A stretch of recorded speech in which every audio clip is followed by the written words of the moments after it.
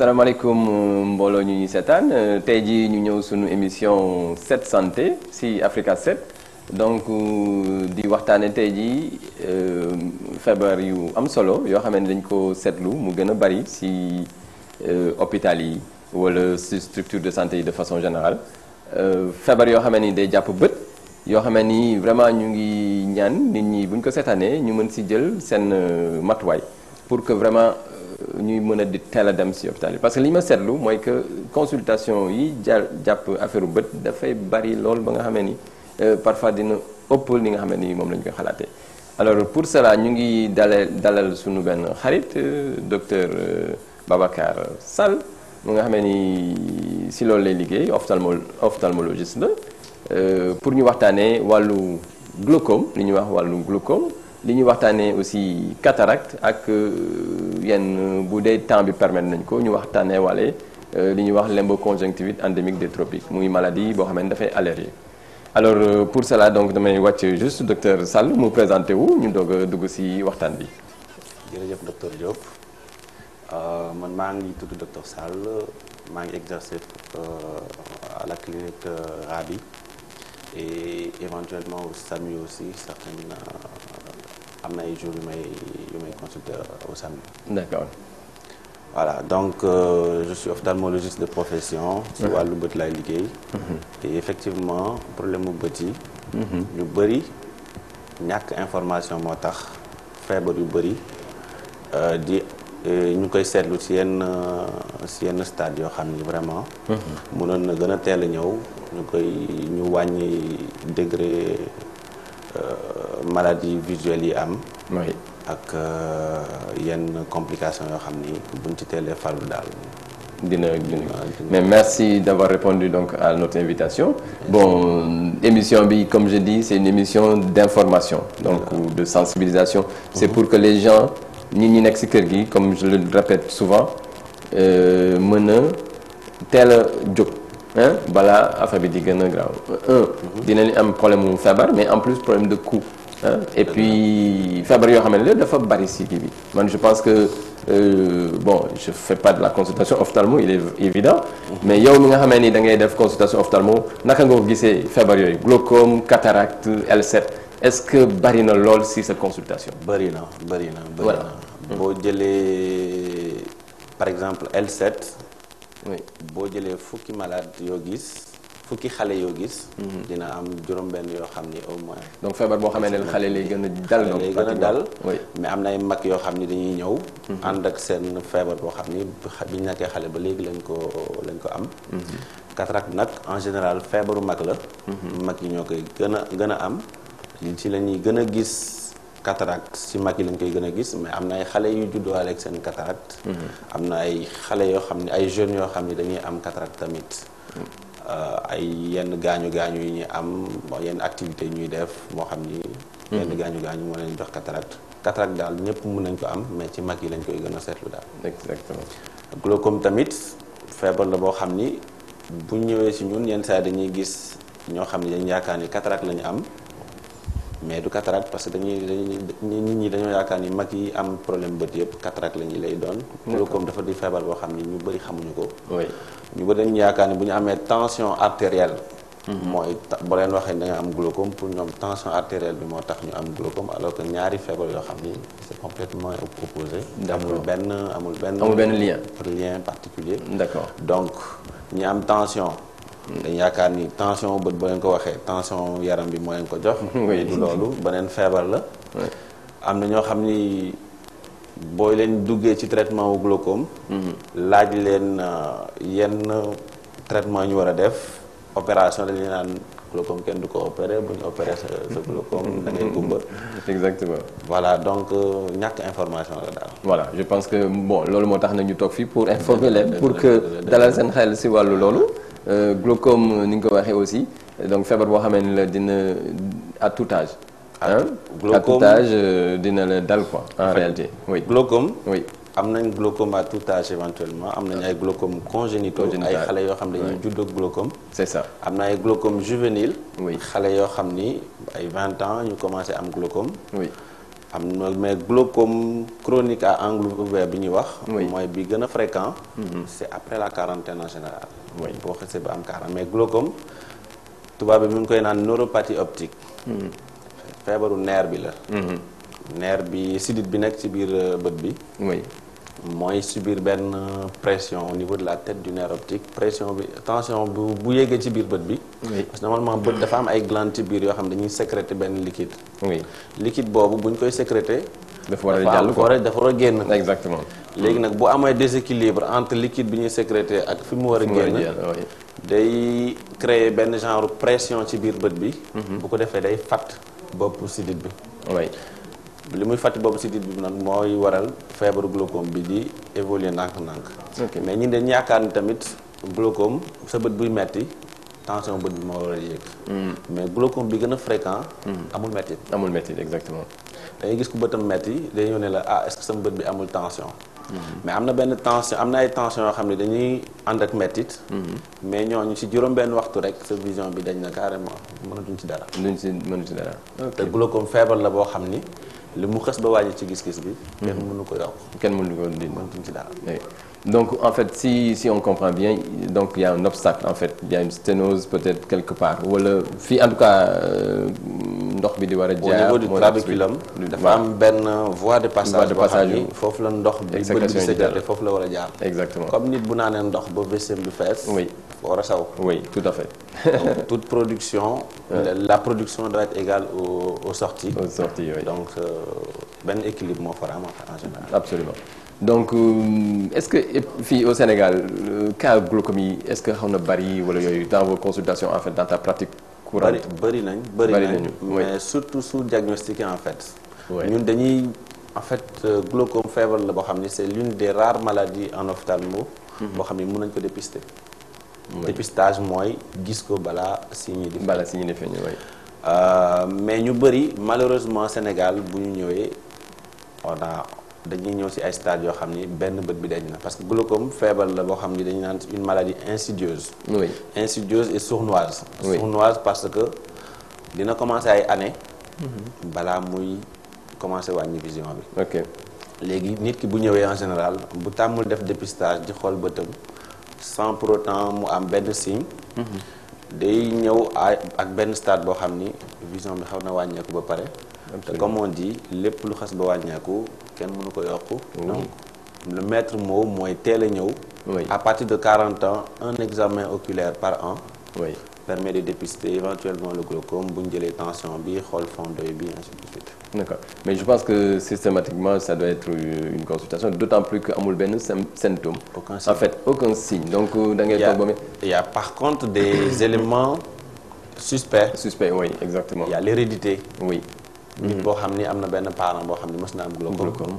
il a 2 fois plus de chances de faire un glaucome qu'un sujet normal. Il y a pas que l'hérédité il y a juste la fatalité. Le glaucome c'est une maladie boo xam ni elle est là. elle est fatale. ça touche 4 fois plus le sujet noir que le sujet blanc que les autres races en général. nit ku ñuul lay gën a dal. c'est lié à l'âge aussi. Absolument. Donc à partir de 40 ans en moyenne, c'est la moyenne qu'on fixe pour éventuellement dépister régulièrement un glaucome. Un examen oculaire par an, c'est largement suffisant pour dépister. Mais tout à l'heure, tu évoquais affaire ou lien entre l'hypertension artérielle et survenu glaucome, etc. Et qu'il n'y a aucun lien. En réalité, est-ce qu'au plan de l'artériosclérose qu'on dit souvent, est-ce qu'il n'y a pas un lien exactement sur ça aussi? En fait, pour le glaucome, on a plusieurs théories. Surtout dans les causes secondaires, quoi, en fait, exactement. Pas directement liées. Par exemple, on peut avoir des complications de l'hypertension artérielle qui peuvent entraîner, mais c'est pas un glaucome chronique qui va entraîner, peut-être des glaucomes aigus, des hémorragies qui vont entraîner la survenue du glaucome. Éventuellement, c'est des glaucomes peut-être néovasculaires, des glaucomes aigus, mais pas vraiment un glaucome chronique. D'accord mais lu tax nit ñi di ragal aussi dem ci consultation ophtalmo wala bu ñu leen proposer ay intervention ophtalmo ñu ragal ni bu ñu leen opérer aussi dañuy am beneen complication parce que l'œil également benn partie la c'est en miniature c'est paradoxal c'est très simple. Wolof Njaay day naan bët mooy nit. waaw bët mooy nit mais da nga koy sàggane c'est un peu paradoxal. oui bët mooy nit mooy nit boo ñàkkee say bët tu es assez inactif. oui donc. man mënuma comprendre kuy naan bët mooy nit ba pare doo dem xool. c'est-à-dire moi je reçois rarement des gens yoo xam ni dañuy ñëw juste pour voir. pour voir exactement si tout va bien. Quand on vient en général c'est parce qu'il y a un souci et c'est souvent dommage. mais exactement mais surtout que tu l'as bien dit également problème mu glaucome mooy qu'il y a aucun signe en plus. Aucun signe. Donc ça veut dire qu'aujourd'hui toutes les personnes qui ont plus de 40 ans doivent aller au moins une fois en consultation ophtalmo. Oui. En fait le glaucome day entraîner un rétrécissement du champ visuel. Oui. Ce champ visuel mooy wàññeeku. Mais étant donné que souvent on a un champ visuel boo xam ni enfin sa vision bët bu nekk li muy gis. du ñu tolloo en général bu glaucome buy commencé si ñaari bët yi sax du ñu bokk du ñu commencé dañu am benn boo xam ni mooy gën a lëndëm beneen bi. te nit yi en général da ngay gis ñoo xam ni seen benn bët day lëndëm mais tant que beneen baa ngi gis du ñu sentir ni benn bët bi vision bi wàññeeku na. ok ce qui fait que. bu benn bi demee ba wàññeeku da ngay gis benn malade boo xam ne day ñëw en consultation benn bët bi. boo koy jëlal acuité visuelle bi maanaam pour xool vision bi mu toll. ngay lay sentir ni moom benn bët bi gisul dara. ok et que beneen bët bi rek moo koy yóbbu. mais d'autre part est-ce qu'il y a pas d'autres préjugés si affaire glaucome ak yooyu. En fait dans nos sociétés quoi. En fait de façon générale oui. C'est un peu par rapport en général am na ñoo xam ne dañuy naan bët. Attention, on va prendre juste le téléphone là qui commence. Allô? Allô? Allô oui. Oui. salaamaaleykum sëñ bi. maaleykum salaam. allo. en fait sëñ bi dama amoon benn question ba bëggoon poser au docteur Sall. oui. en fait d'habitude su ma bët dañuy metti. pas très bien. oui. ànd ak bopp bi di métti quoi mais ci kaw rek lay méttee noonu. bët bi day métti ànd ak. et puis je sais pas. waaw mais c'est depuis longtemps quand même. oui. oui est-ce que on peut entendre plus fort bët bi day métti ànd ak bopp bi. waaw mais ci kaw noonu rek lay méttee quoi. ci kaw fan. ci kaw fan. ci moom la wala benn. tu peux aller. waaw ma bëggoon am. yow la wala keneen la. allo. ah. yow la wala pour keneen ngay wax. en fait lii bi dafa leerul dama déglu li ngay wax mais man maa ngi am 24 ans mais depuis longtemps benn bët bi day métti ci kaw quoi ci kaw noonu rek. ñaari bët yëppay metti. ñaar yëpp waaw. looy liggéey. allô. Bon, il y a un souci là sur le téléphone. Bon, on y reviendra. Bon, oui. Je pense qu'également il y a quelque chose qui est extrêmement important. Bon, peut-être qu'à distance, il sera un peu difficile de faire une conversation. Mais on peut juste faire une orientation. Orienter éventuellement. Et puis lui dire peut-être que ça doit être ça, mais il faudrait qu'il se rapproche peut-être de toi ou bien qu'il se rapproche d'une structure de santé. En général, sur les sujets jeunes, les sujets jeunes en général peuvent avoir des problèmes. Mën nañ am ay mettitu bët. Mais en général ñu bëri quand c'est des sujets jeunes les douleurs oculaires c'est souvent lié à des problèmes de vision yoo xam ni corrigé wuñ ko. Myopie. Allô. Allô. Allô, bonjour monsieur. Bonjour. Bonjour. Allô. Allô. Oui, bonjour monsieur. Bonjour. Bonjour, on vous entend. J'ai une question à poser. Oui. Oui, j'ai eu un fils qui est né avec un glaucome congénital. On a eu à faire l'opération depuis il y a presque plus de 10 ans. Oui. Mais maintenant, j'ai quelques soucis. Je me demandais, parce que quand on a fait l'opération, le médecin m'a dit que, de toute façon, c'était parti, quoi. Il n'arrivait plus à avoir d'un seul œil. Après, bon, il n'y avait plus de problème. Oui. Mais maintenant, je me fais des soucis parce que je me dis que est-ce qu'avec l'âge, bon, il ne risque pas de faire un nouveau glaucome avec l'autre œil. Ah oui. Alors, excellente question là. Hein. C'est une très bonne question, effectivement. Oui, c'est une très bonne question. Merci. Bon, écoutez, je pense que Dr Sall va répondre à votre préoccupation. Allô? Oui. Allô? Mani, Dr Sall, dina je vous entends pas bien. Dr Sall, dina répondre sur cette préoccupation. Elle garde la ligne ou bien Oui, tu peux garder ou bien regarder la ligne. Parce que à la naissance, il n'avait pas de problème. Oui. Mais quand je suis sortie de la clinique, j'ai vu que son œil commençait à être un peu jaune. Alors je suis partie à la pharmacie. Oui. Le pharmacien m'a donné un collier, l'Argirol. Oui. Dès que j'ai mis la girole, le soir, j'ai vu que l'œil commençait à être un peu rouge. Alors, au réveil, j'ai vu que là, l'œil avait complètement blanchi. Oui. Après, je suis allée voir docteur Bouboussal. Oui. Il m'a dit qu'il fallait traumatiser l'œil, je ne sais pas, c'est terme technique là, je n'arrive pas bien à comprendre. Qu'il fallait? On a traumatisé. Alors, il a mis un collier sur l'œil lui aussi. Oui. Alors, c'est là où les problèmes ont commencé. Ok. D'accord. Il commençait à me donner des rendez-vous, j'allais aller et venir à l'hôpital. Vraiment, je commençais vraiment à être très fatiguée. Après, je suis partie voir un spécialiste, M. Akar. C'est quand on a fait la consultation, il a vu que vraiment, bon, il m'a carrément dit qu'il va essayer, mais à ce stade-là, il pense que là, on n'arrive plus à récupérer l'œil. Ok. On a fait l'opération et tout. Oui. Bon, je me suis dit que c'était de l'argent perdu, mais finalement, c'était pas ce qu'on est. Il m'a dit qu'il pourrait voir avec un seul œil. Maintenant, comme je suis au Sénégal, oui. je voudrais quelques informations pour voir si avec le temps, bon, l'enfant va maintenant correctement à l'école et tout, il parvient à voir avec un seul œil, mais... Il est monophtalme, mais vous avez peur... Les enfants, parfois, ils me posent des questions. Bon, je réponds, mais timidement, parce que vraiment, j'ai mal. Parce que moi, j'ai dépensé beaucoup d'argent, j'ai fait beaucoup d'efforts, mais je n'ai pas pu récupérer l'œil. Ok. Mais je me pose des questions sur l'avenir. Sur l'avenir, mais excellent. Sur le pronostic de l'autre œil, en fait. Qu'est-ce qu'il risque? C'est ça?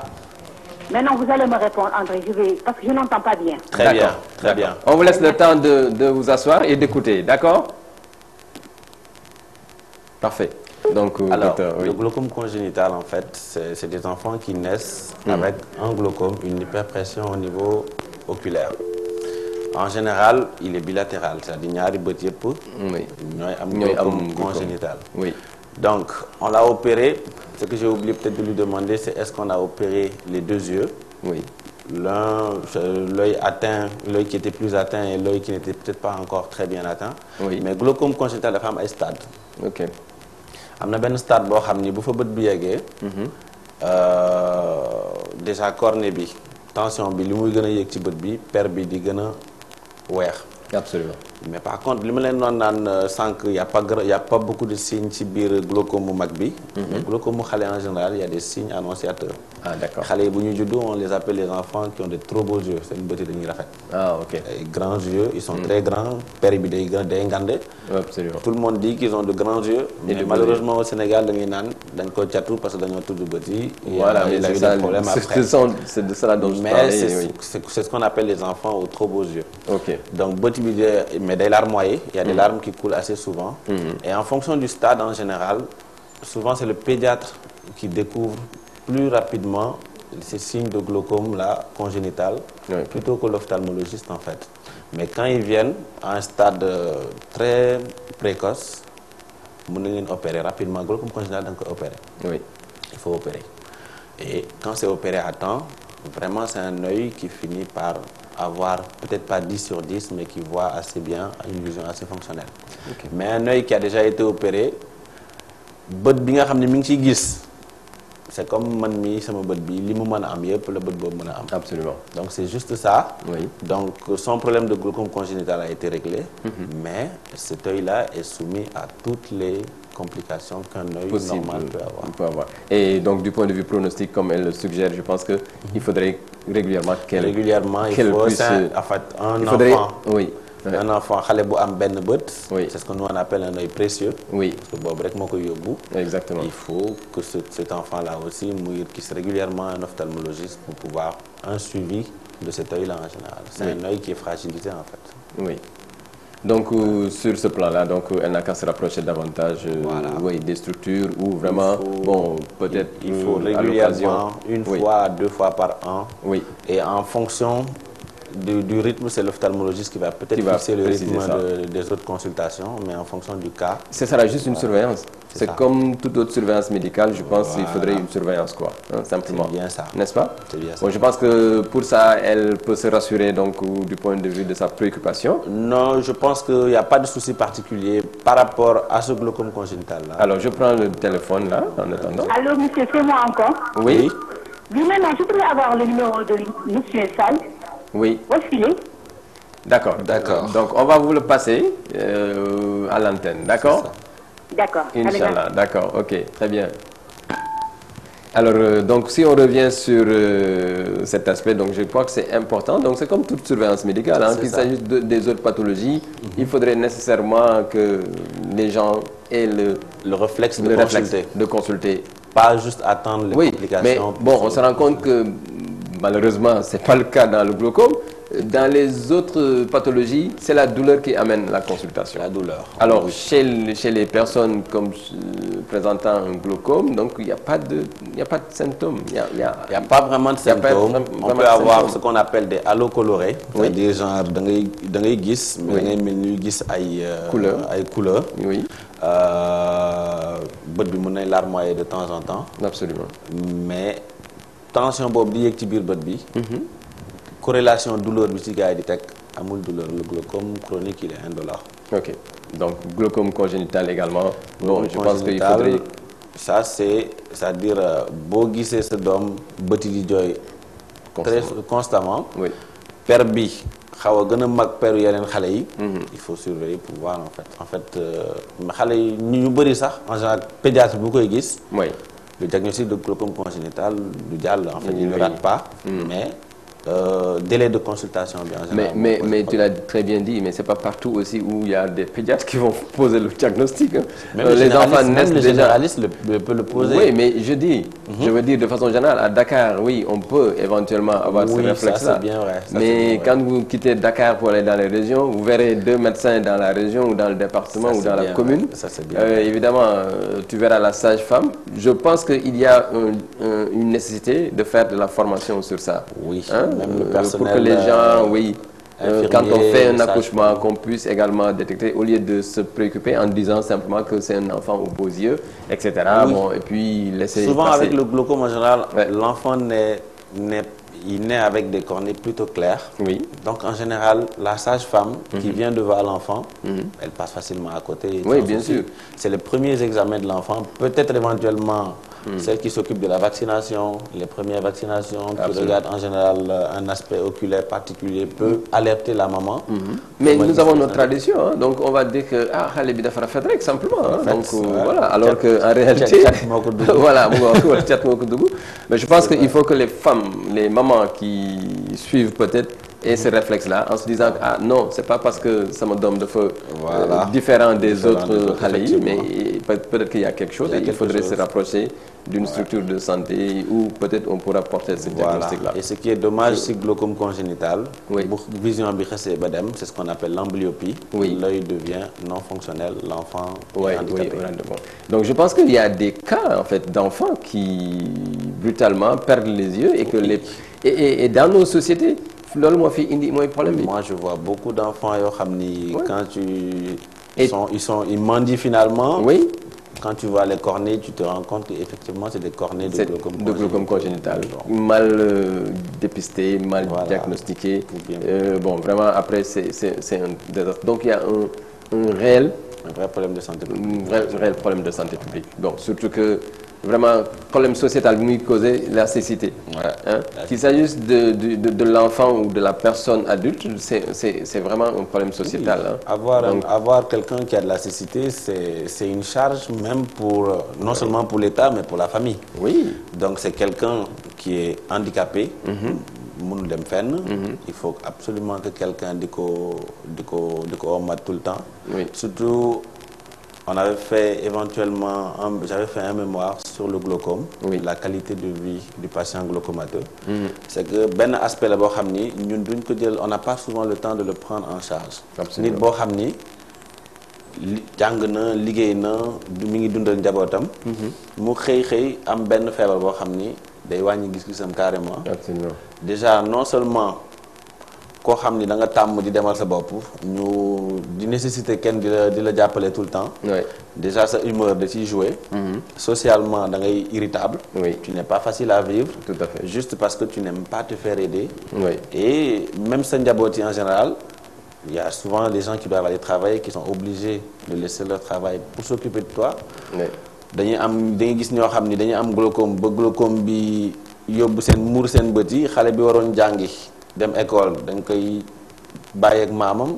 mu koy topp mu yalwaan c'est dommage. En général juste parce que ses parents mënuñu toog parce qu'il faut qu'ils aillent trouver de l'argent pour faire bouillir la marmite xale bi la ñuy sacrifier jàngam pour mu.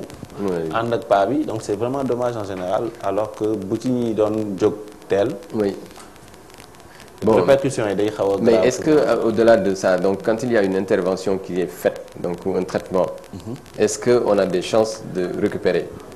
Le glaucome on ne récupère pas. Oui voilà c'est ça. Le glaucome dañ koy ralentir. Oui. Même traitement bi. traitement glaucome ay phase il y a plusieurs traitements. Absolument. Il y a le traitement médical. ay tuufaay lañ lay jox. En général c'est au début. Oui. Il y a le traitement au laser la trabeculoplastie au laser. Oui. ay impact de laser la ñuy defal pour voie de circulation boobu ñu doon wax am. Et il y a la chirurgie. Mais indication bi ñuy def traitement bi nga war a def. ça dépend ci malade bi. Comme on dit chaque cas c'est un cas à part. Mën nga gis kii mu am glaucome. nga ñëw nga tuuf ko. nga ne ko waxal sa mbokk yi ñi nga bokkal. ñu ñëw seet seen bët.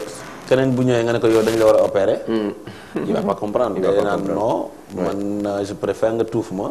alors que bokkul stade bi mu toll ak keneen ki donc souvent c'est un peu un problème. Donc mais glaucome dañ koy opérer. Et moi je trouve qu'en Afrique. opérer c'est plus intéressant même que parce que les médicaments du glaucome coûtent cher. Absolument. Ça coûte excessivement cher. C'est vraiment un budget. Et souvent en général un œil qui est opéré.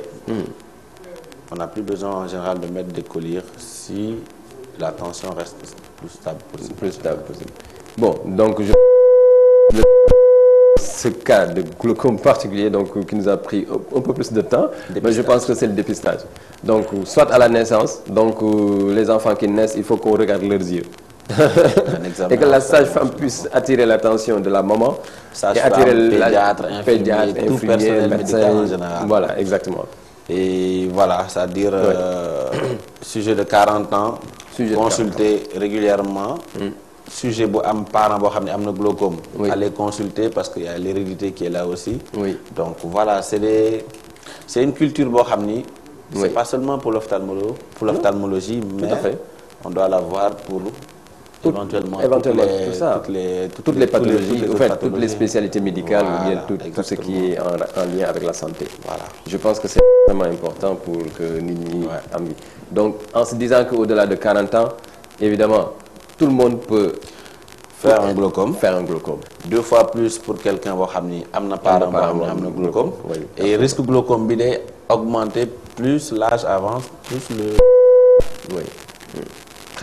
Moi, je pense que le message est bien passé pour ce thème-là et que les gens. Mais en réalité, c'est qu'il y a plus également de consultations en ophtalmo. Vous allez en consultation ophtalmo, il y a en fait dans les structures où il y a quand même la demande est extrêmement forte. Bon, mais ce qui est dommage, on a plus de personnes qui viennent parce que intellectuels qui viennent juste parce qu'ils ont 25 ans, 30 ans, 35 ans, 40 ans, ils ne voient plus de près. Ou bien ils pensent que l'ordinateur a réduit leur vision. En fait, c'est les intellectuels qui consultent plus. Et souvent en général. Et ça, c'est parce que c'est des questions de commodité. C'est pas une prévention en fait. Voilà. Ils ont mal à la tête, aux yeux. Bët bi day metti, bopp bi day metti. Tout à fait. Ils n'arrivent plus à supporter le plan de travail. Dañuy ñëw consulter wu pour seen bët. C'est un problème de confort en fait. C'est pas pour. Mais c'est ça. ñëwuñu pour dépister. Pour dépister ni rien du tout. Mais en fait, c'est dans la consultation que évidemment. Heureusement, c'est notre rôle à nous. De faire le dépistage. De conseiller. ñu bëri man j'ai vu des cas yoo xam ni ay glaucome wala ay cas yeneen cas yu ma dépisté. Exactement. Et les autres membres de la famille viennent, on se rend compte effectivement que c'est une famille boo xam ni. de glaucome feebar bi c'est assez présent.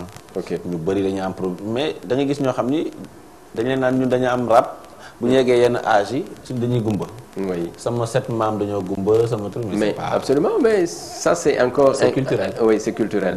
Mais il faudrait qu'on arrive à lever ça, à ce que nous, médecins ou bien personnel de santé, en tout cas, qu'on arrive à sensibiliser davantage, à informer les gens. C'est pas seulement en ophtalmo, c'est valable également pour la cardio, c'est valable pour les affections autres, quoi. Toutes les autres affections, c'est pareil. Nous avons dans notre culture ancré certes, il y a des connaissances, il y a des préjugés, voilà. Ça, difficile à éliminer, à truquer. Ça, quand même, mais je crois qu'on y arrivera progressivement. Bon, on va essayer de prendre une petite pause dans 2 minutes.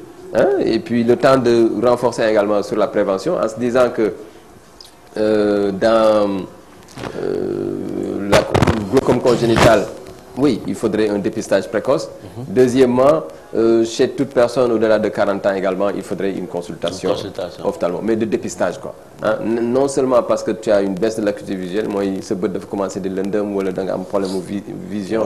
Wala en général, ce qu'on fait, c'est qu'on profite des consultations de certaines personnes qui viennent pour la presbytie, madame, ce vision bu jege bi day commencé wàññeeku. On en profite pour faire élargir un peu l'examen et rechercher d'autres pathologies ainsi de suite. Voilà. D'accord. Bon, mais donc, comme pour résumer en fait, glaucome, feebar la boo xam ni bu wàññee sa gis-gis lim ci xës ba wàññi kenn mënu ko dindi. Cataracte la beneen feebar la boo xam ni moom lu mu wàññi si gis-gis bi buñ la opéré si vision bi mën na ñëwaat. Il faut faire la part des choses entre ces deux pathologies. On n'a pas beaucoup parlé de la cataracte éventuellement. Non, on va dans la seconde partie de l'émission parler de la cataracte et de la L7. Il nous reste, je pense, une bonne trentaine de minutes. On a pris quelques moments où vraiment c'était en rapport avec ça. Bon, prévention, je pense que le maître mot de la prévention reste... le meilleur conseil que je peux par rapport au glaucome, moi, dépistage précoce. Un dépistage très précoce. Oui, et se dire que toutes les personnes qui suivent ou bien qui ne suivent pas doivent aller voir un ophtalmo. Voilà. Mais tout le monde peut faire un glaucome. Tout le monde a une chance. Il y a quelqu'un qui glaucome. Et surtout que dans le monde, les statistiques disent qu'il y a plus de glaucome. En 2020, les statistiques disent qu'on aura 80 millions de glaucomates. Oui, il y avait 60 millions et que ça touchait, maintenant c'est 80 millions et beaucoup plus dans les pays en voie de développement parce que c'est nous qui sommes maltraités en fait. De glaucomateux atteints de cécité en plus surtout. Absolument. Donc en fait je pense qu'on ne cessera pas de faire de la sensibilisation dans ce sens-là. Il y aura également d'autres émissions qui vont nous permettre d'en parler davantage, peut-être des affections oculaires liées à d'autres pathologies, etc. Donc, mais je pense qu'on y arrivera de façon générale. Mais pour introduire juste affaire au cataracte, je pense qu'on y reviendra juste après une page de publicité. Voilà.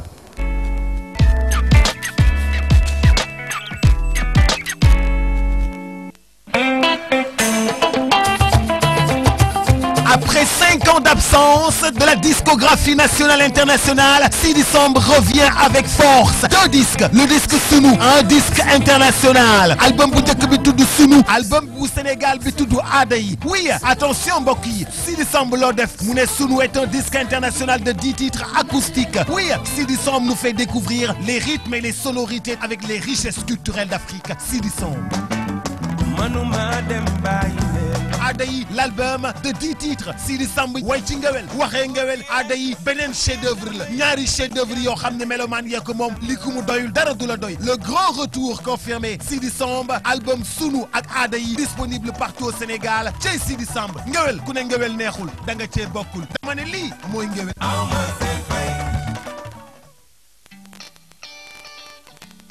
Vous savez que l'album Accent Grave de Mao Sidibé est déjà disponible? Maintenant, pour la première fois au Sénégal, vous pourrez recevoir tous vos titres préférés en entier, en full track, sur votre mobile, téléphone. Demain voir quand ça ira l'étoile. Pour télécharger sur ton mobile les morceaux de l'album Accent Grave de Mao Sidibé, c'est très simple. Pour What I Feel, featuring Barrio, envoie Mao espace 1 au 26 222.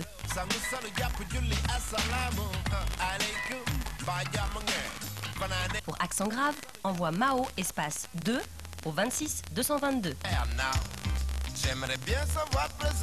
Pour Woma Woma, envoie Mao espace 3 au 26 222.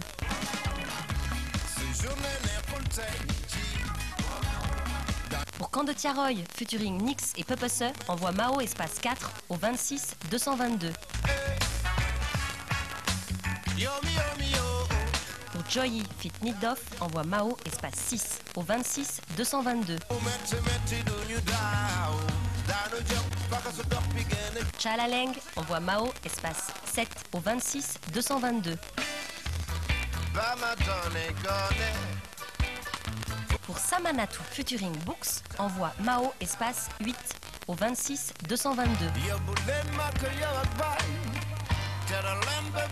Pour Jigen, envoie Mao espace 9 au 26 222.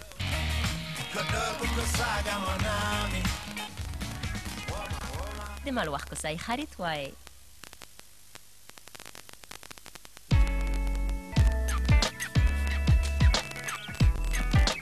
Alors ñu dellu si sunu deuxième partie émission bi 7 santé donc si Africa 7 ñu recevoir toujours docteur Sall ophtalmologiste donc pour waxtaanee affaire feebaru bët yi déjà première partie bi ñu ngi si doon waxu glaucome bi nga xamee ni manifestation yi amul.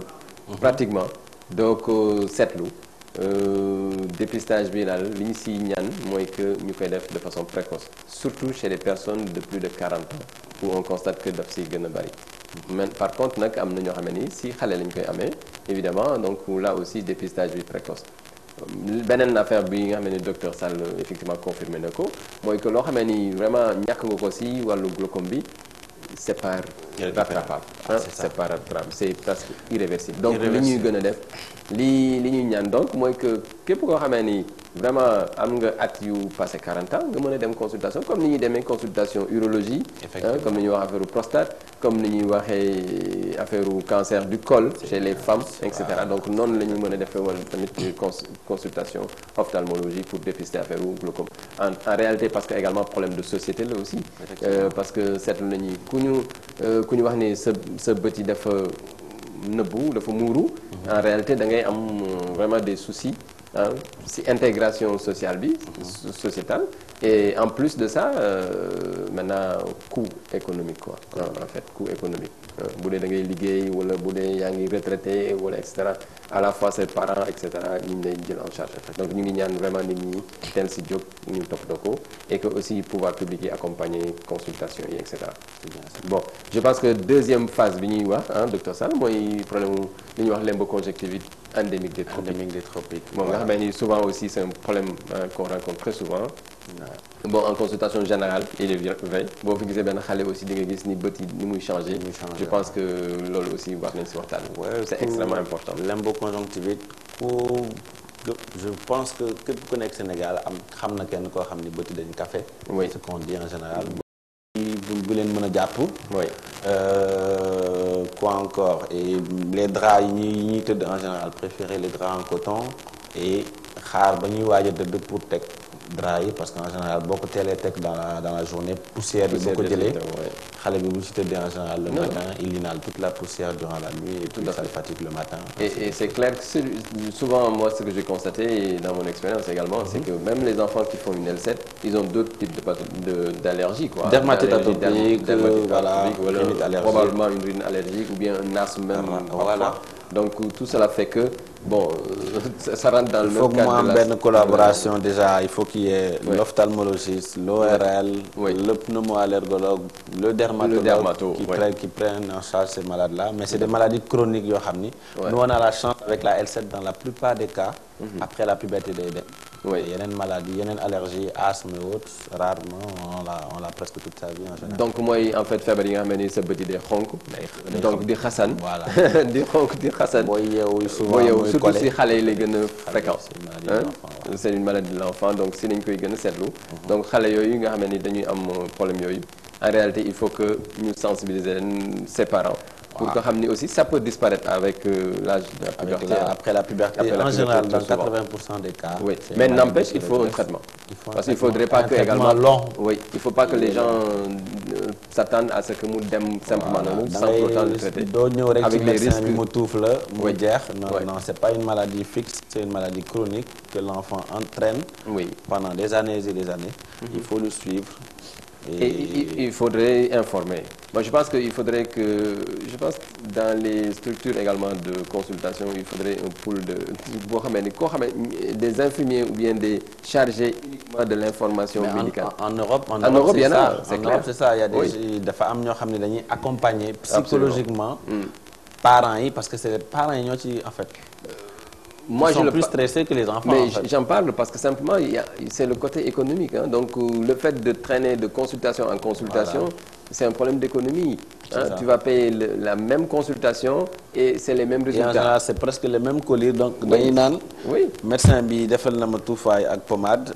Pommade bi jël na même traitement bi alors que pommade bi xëy na warul woon bokk ci traitement bi en deuxième phase et ainsi de suite. Donc, exactement. Et au lieu may fay consultation di fayaat même garab yi, je préfère dem fay garab yi benn yoon, mais c'est pas ça. C'est que chaque état bët bi fu mu toll ak garab yi ci war a dem en général. Tout à fait. Donc l'indication, en fait la prévention. En matière d'allergie, on ne peut pas vraiment parler de prévention, mais on peut juste parler de patience en fait. Les parents doivent être patients et vraiment comprendre la maladie en fait. Et prendre le temps de poser des questions aussi. Souvent, il y a le patient souvent, souvent il a des interrogations du local. Exactement. Mais c'est pas normal que ben patient dugg ci ben docteur mu génn ñu jox ko ben ordonnance lan mo la dal bu yeggee këram mu ne xamuma ko. Ça aussi il y a que dans nos pays qu'on a ça. Qu'on a ça, oui. Donc un patient qui rentre quelque part bu duggee fenn bu génne war na lu la dal lii moo ma dal lii lañ ma wax lii mooy risque yi ainsi de suite, mais absolument il ne pose pas de questions aussi. Et souvent on ne peut pas donner toute l'information en peu de temps. Souvent, c'est le patient qui oriente en fonction de la compréhension qu'il a reçue de la maladie. Mais sur l'allergie, je pense qu'il y a une petite prévention. C'est comme tu l'as énoncé tout à l'heure. Donc, il y a plein de moquettes, les allergènes en fait. Les risques avant L7B, dans la littérature de l'enfant vers 6 ans, 8 ans, en âge scolaire. En âge scolaire, oui. De nos jours, on s'est rendu compte que les enfants de 6 mois, 7 mois, viennent avec des conjonctivites allergiques. On suspecte éventuellement yenn conservateurs yi nekk ci yenn aliments yi xale yi, tout ce qui est petit pot en général affaire et tout. Aliment boo gis boo xam ne mën nga ko denc ay weer te du yàqu. Il faut qu'il y ait des conservateurs et en général allergiques yi duñu supporter yenn conservateurs yi. Et c'est ça peut-être qui entraîne la précocité de certaines affections chez les nourrissons qui ont des décès en général. Tout à fait. Bon, mais je pense que là aussi on a un peu fait le tour de la question. C'est vrai que c'est des questions qui préoccupent également les populations. Comment faire quand vous avez une coloration qui change au niveau des yeux ou bien un grattage continu? Et puis souvent ce qu'il faut préciser, c'est que les patients, parents ou les patients, ils insistent sur la coloration. Voilà, c'est surtout ça. C'est pas le plus important en fait. Le plus important, c'est de pouvoir, par exemple, coloration au stade 2. Mais le plus important, c'est de pouvoir le maintenir au stade 2, de sorte que vous gagnez la puberté, coloration normale. Par contre, vous atteindrez le stade 3, voire stade 4, il y a des femmes qui ont séquelles qui tout à fait. Vous n'avez pas vision à un moment. Absolument. Donc, bon, vraiment, c'est dans ce cadre-là qu'on essaie de sensibiliser les parents pour que, vraiment, s'il y a des cas comme ça, au moins que nous continuions même traitement et puis de façon régulière, qu'ils aillent également en consultation ophtalmo et qu'ils prennent le temps. Voilà. De patienter, quoi. C'est la patience qui sera au bout. C'est une maladie vraiment qui désespère les parents. Exactement. En général, oui, chaque mois, chaque mois, il y a une consultation, absolument. Mais man d'abord may xalé yo xamni dama leen suivre mais coloration bi stable oui man pour man c'est normal absolument bon. Oui mais pour les parents ils sont les yeux oui le Sénégalais a la culture que bët bi dafa war a weex taal mais bët bu weex taal c'est en général des anémiques ou autre chose. Oui, exactement. Non, toute chose étant, je pense qu'il faudrait toute proportion garder. Nous savons bu la am lenn la dalee boo demee si sa en tout cas si ce médecin bi lay suivre conseil bi mu la jox il faut que nga am si patience également pour vraiment que le traitement est efficace. En général, nous pouvons comprendre en général, ils sont assez patients, ça va durer. Oui. Ça a eu une poussée inflammatoire rek ñu ñëw. On réadapte le traitement, on le réencadre, ainsi de suite. Absolument. Donc on va prendre juste ben téléphone et puis on va revenir sur le thème. Oui, allô? Allô? Allô, oui. Oui. waaw man maa leen dama leen di suivre. Waaw. Patiente la bu am glaucome. Oui. waaw je suis âgée de 56 ans. Dégg naa leen ngeen di wax à partir de 40 ans. Peut-être il y a 4 à 5 ans laa ko décelé. Là. parce que dama Il y a amoon 4 ans 5 ans la ko décelé. waaw dama amoon benn tache bu rouge ci sama bët. le droit. Donc je suis allée voir un ophtalmo. mu jox ma collyre comme li ngeen di wax nii mais sans pour autant me dire que dama am glaucome. Ok. D'accord. Donc je prenais les. Allô? Oui, on vous entend là. Allô? Bon, je pense que certainement c'est un problème de connexion. Alors, Bon, si j'ai bien compris, oui, c'est ça. bon, elle a un glaucome depuis environ 4 ans. Oui. Diagnostiqué nañ ko, mais joxuñu ko information comme quoi glaucome lay traité. Exactement. On lui a juste mis un traitement médical, quoi. On Voilà, rencontre c'est ça. souvent des cas pareils aussi. Oui. Kuy ñëw dafa am traitement antiglaucomateux. Bii dañ ma ko wax ma koy jël tout le temps. Oui. bu ma ko arrêté. Mais xamul lu muy traité effectivement, c'est un antiglaucomateux qu'on lui a donné. Certainement. Bon. Ça, de ce côté-là, je sais pas. Non, non, en fait, c'est revenir encore sur on revient la à qualité de la l'information, relation, la relation médecin-médecin, oui. médecin-malade. Patient-malade, oui. C'est que moi, je pense qu'il Patient-médecin. faut prendre le temps. Il faut Oui. vraiment prendre le temps. Oui. Et que même nous, en tant que médecins, c'est pas normal que le patient il sorte sans avoir la bonne information. Oui. Même par rapport à notre façon de travailler aussi. Mais par rapport aux idées reçues également, est-ce que nit ki bokk ni da nga am glaucome déjà c'est une angoisse, hein? Oui, souvent, C'est une angoisse. souvent, il y a des gens qui viennent. Sama yaay dafa am glaucome. Est-ce que awma ko? Moi, j'ai une patiente qui revient tous les mois. Oui. Prendre sa tension tous les mois. Moi, c'est pas nécessaire de venir tous les mois, mais elle est stressée par l'idée d'avoir un glaucome. Oui. Mais comme je lui explique tout le temps, c'est une fatalité. Oui. Garde en mémoire que tu as un risque de l'avoir. Boko amé, tu le décèles très tôt. Tu as autant de chances qu'une personne qui n'a pas de glaucome de garder ta vue jusqu'à 100 ans, à moins de vivre 150 ans. Oui. Absolument. Mais voilà, ça dit les patients aussi. D'un côté, le praticien, peut-être qu'il n'avait pas assez de temps pour lui expliquer exactement ce qu'il avait, les questions qui allaient en répercuter et autres. Mais on est tous deux fautifs dans l'histoire. Le patient est sorti sans savoir ce qu'il avait. Le médecin a donné un médicament sans dire pourquoi il le donnait aussi. Donc voilà. Ok. Oui, mais comme c'est la deuxième cause de cécité dans le monde aussi, oui, ça pose de gros soucis. Hein. Ici, et que les gens, donc, leur préoccupation, c'est de ne pas être atteint de cécité. C'est pourquoi c'est une question existentielle, quoi. C'est une question d'angoisse. Comme l'on au début, bët mooy nit. Hein? C'est ça que tu avais introduit.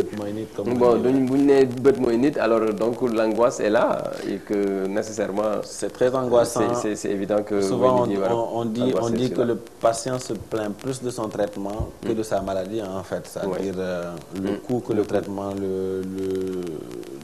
le coût occasionné par le traitement. Souvent c'est assez lourd quand même pour les familles. Hein. C'est assez lourd. Donc on est revenu encore sur le glaucome, mais on était sur la lancée de la limboconjonctivite endémique des tropiques.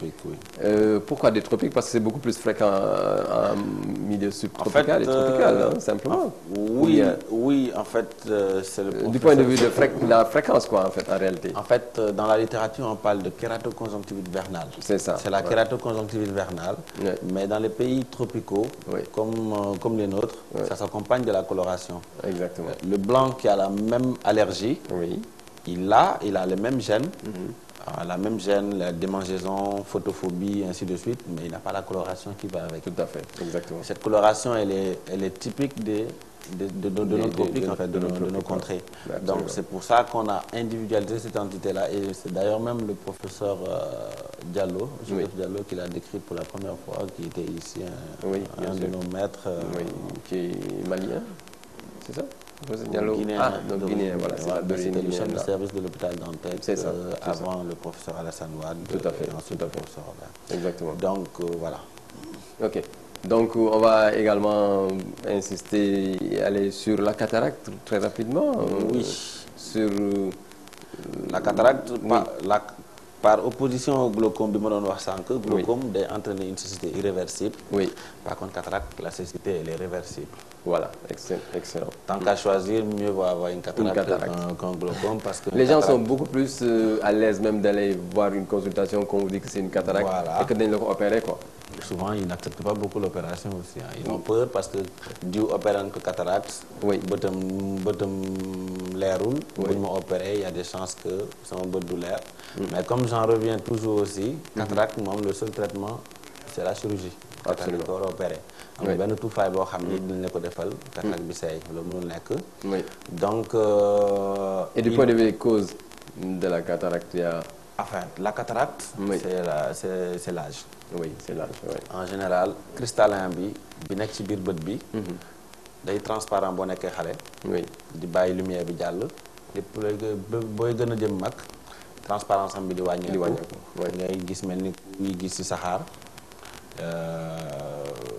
La vision baisse. Oui. Donc, globalement, cataracte sénile, nous avons rencontré la cataracte du sujet âgé. Tout à fait. Mais quand on a un choc, que ce soit une contusion fermée ou ouverte, bép choc, bu nit am ci beut bi mën nako occasionner à moyen terme, pas dans l'immédiat.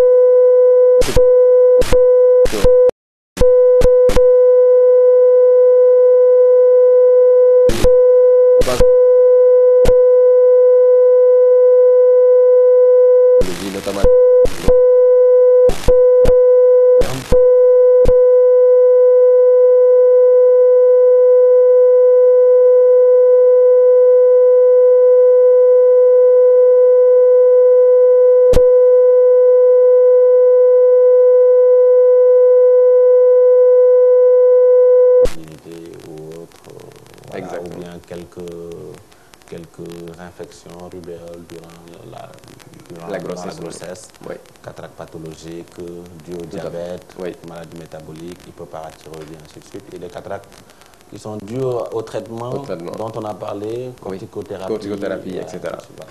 Mais ce sera l'objet de notre émission, certainement, si vous le voulez bien. Alors, l'émission 7 Santé revient d'ici à lundi prochain, Inch'Allah. Et puis, nous avions eu l'insigne honneur de recevoir Dr Sall, ophtalmologiste, accompagné de votre docteur Cher Sadibou Diop, pour l'émission 7 Santé. Africa 7, merci encore et à la prochaine émission à lundi. Bon.